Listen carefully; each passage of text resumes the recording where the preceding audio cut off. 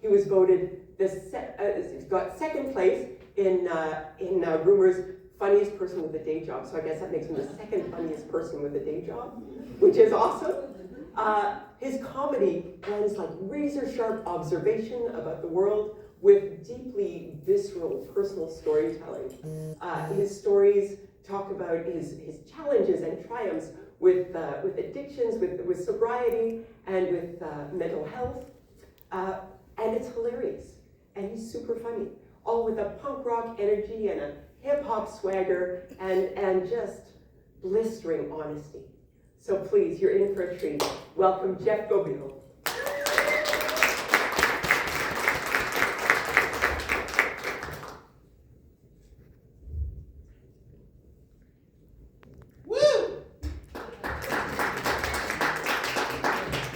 Everyone, can you please join me in welcoming to the stage this next comedian? He is the runner-up in Rumor's Funniest Person with a Day Job contest, and he is the creator of the all-Indigenous Joke Around and Find Out comedy contest, and he is the crown witness in the R.V. Butler child sexual abuse case. So please join me in welcoming to the stage, Jeff Gobiel.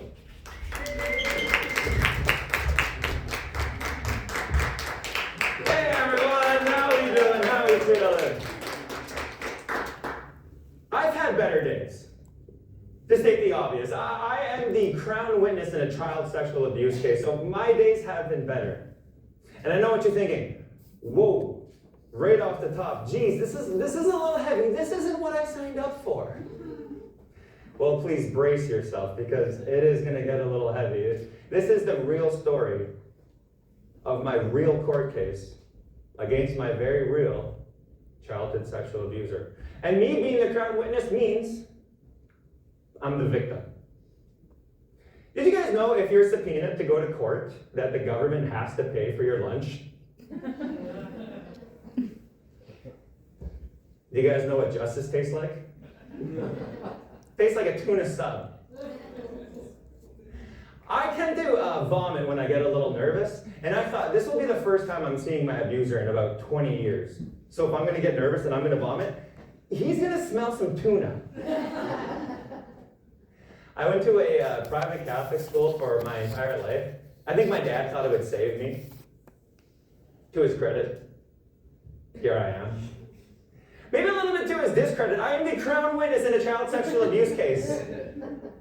Here I am. I had no identity as a Catholic student, or as a Catholic at all. All I knew growing up, thanks to the white parents of all my friends in school, was that I'm an Indian.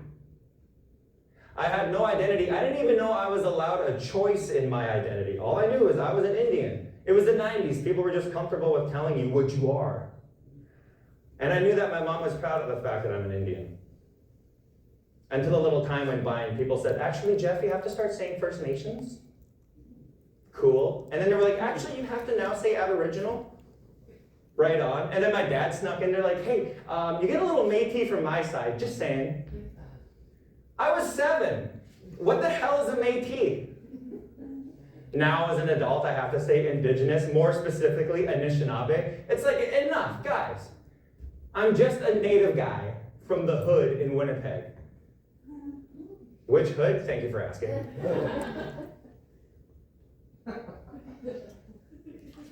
South Osborne. I have my status card, and I'm very proudly from Manitoba. Housing. I'm a welfare success story, what can I say? Woo! Hey, where's my welfare success stories at? If you don't know what that is, it just means that I lived older than 22. And I hear, when I reach 40, Wab Canoe is gonna hug me. With my young needs, bring it in. Bring it in. You're gonna make it. My parents split up when I was very young. And my parents did a very interesting thing after they split up. My mom had me go into my dad's cassette collection and steal a bunch of cassette tapes for her and bring them back to her. And when my dad found out, he did the very grown-up thing of tasking me with stealing them back. What I found interesting, weird, different, kept asking me, can you get the Redskin Comedy Tour cassette tape starring funny man Don Burnstick? I was like, what's all the fuss? I have to hear this music. So eventually, on one of the times when I was stealing them, I popped it in the cassette tape, and I listened. And it wasn't music at all. It was just some guy talking and people laughing. This could work for me. When I finally had the courage to tell my dad I listened to cassette tape, and I was asking my dad, I'm like, what is this thing called that Don Burnstick is doing? I decided in that moment, I'll be a joke teller. I'll be a comedian. A 7-year-old comedian in a private Catholic school. That went over well. I was in the principal's office so much, he was just telling me, Jeff, the detention chair, just put your name on it. The teachers all knew I was smart, and then I figured that's why my parents were calling me smart ass. But I learned something. As long as I can make everyone in the room laugh, I could get out of whatever trouble I was in. So I started ripping off Don Burnstick's material. I would go and I would tell my mom, hey mom, white people have turkey for Thanksgiving. We natives have KFC. Hey dad, Eversick. And my mom would laugh and my dad would smile, and as long as both my parents were smiling and laughing, nothing bad could happen. What was troubling though, because of the abuse, and no one clocked into it yet, because of the abuse, I was wetting the bed, and I was waking up screaming from night terrors. And my father tried everything. He tried making me sleep with a nightlight and having the door open to my bedroom, and nothing seemed to work until one day before he went to his room, he left on the radio. He's like, here, Jeff, listen to this cassette tape. And he pressed play. And it worked. I slept the entire night through. He could take out the nightlight. He could close the door. And I stopped wetting the bed. Score! My dad was like, maybe we can finally start getting some sleep, Jeff. And I was like, hey, don't be a dick, Dad. We should probably get this trial started.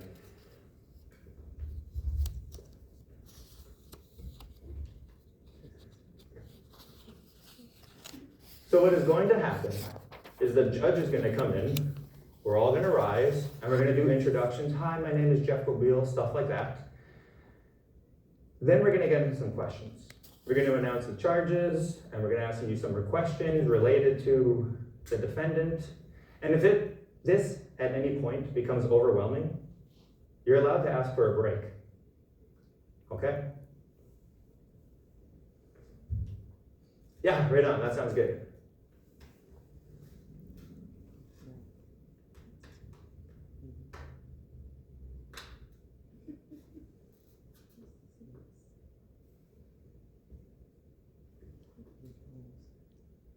All rise.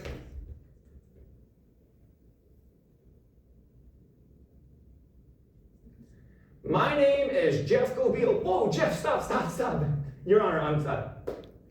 Robert Goodman, here for the Crown, present in court today, is Jeff Gobeel.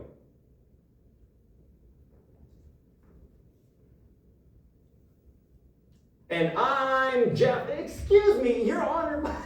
Your Honor, how are you? Bill Oakley, here today on behalf of the defense. Mr. Thomas Martin Butler, Sr.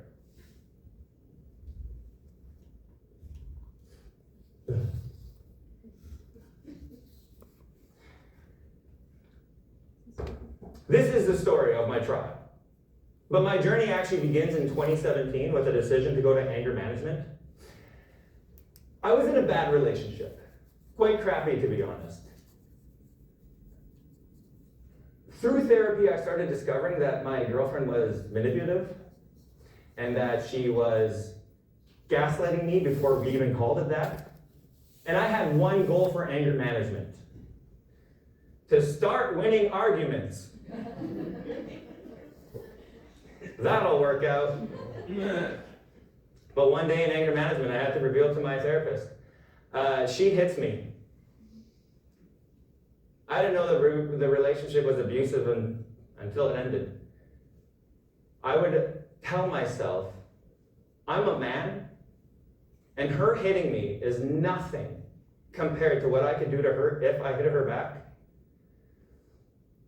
I never hit her. Instead, I would assure myself in the washroom mirror through tears while trying to stop a bleeding nose that I'm a man.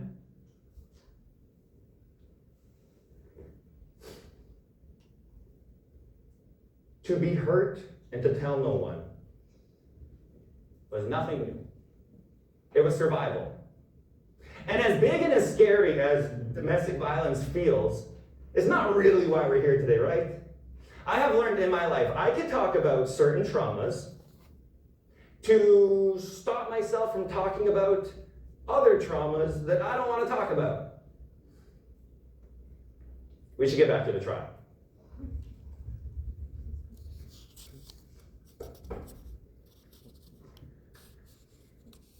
So Jeff, we're in court today because Thomas Martin Butler Sr. has been charged with 17 charges related to childhood sexual abuse, which are related to your police statements, yourself and your sisters. And before we get into all that, could you explain your relationship to the defendant? Oh yeah, for sure. Thomas Martin Butler is my pseudo-stepdad in reverse.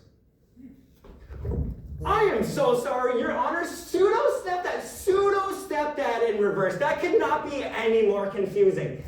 Is there a relationship or not?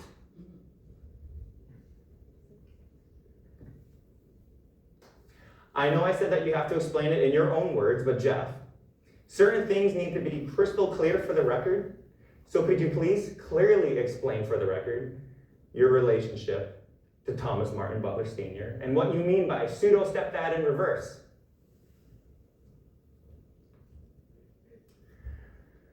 Yeah, for sure. Sorry, I have spent years trying to get him out of my head. Pseudo-stepdad in reverse. Thomas Martin Butler is my mom's ex-boyfriend. My mom had 3 litters of children. The first litter was with Thomas Martin Butler. They had 2 kids together. And then when my mom met my dad, that's litter number 2, and that's where I'm from, 3 kids. And then my mom would go on to meet this guy named Alan, and they would have 3 more kids. Pseudo-stepdad in reverse. Because I'm in litter number 2, and he's the head of litter number 1, pseudo-stepdad in reverse. Does that make sense to anyone?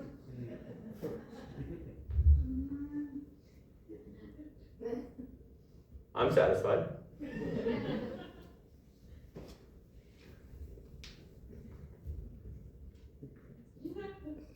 Sure.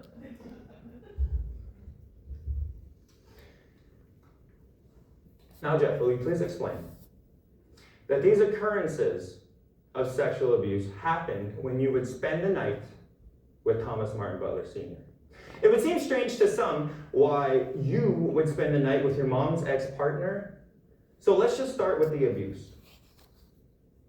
How often did you spend the night at Thomas Martin Butler's house?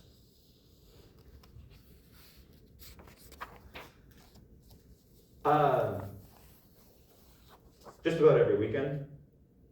Every other weekend.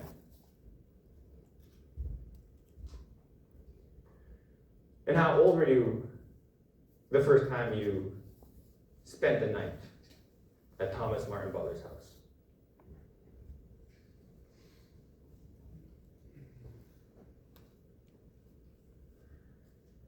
I was 4.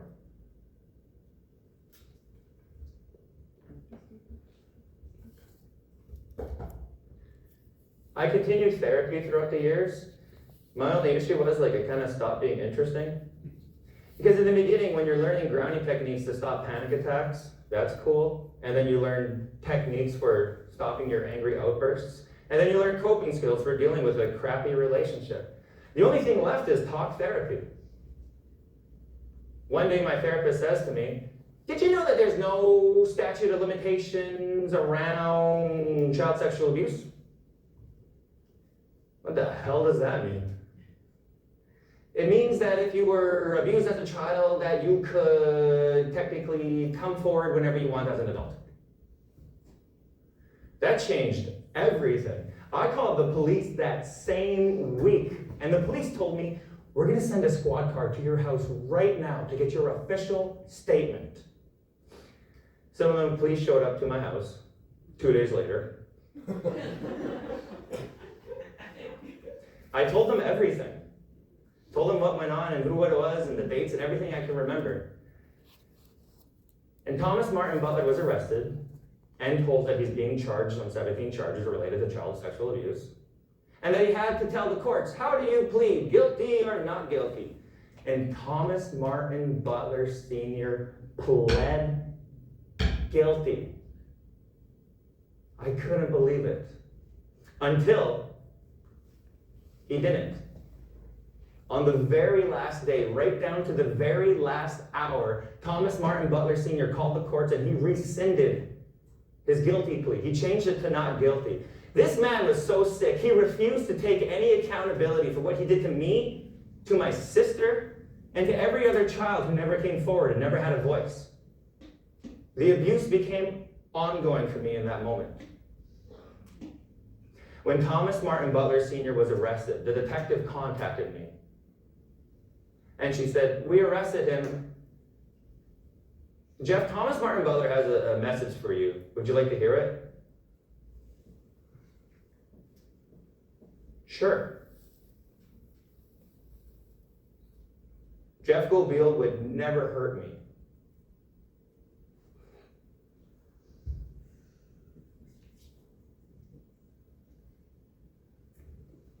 Did you send a message back?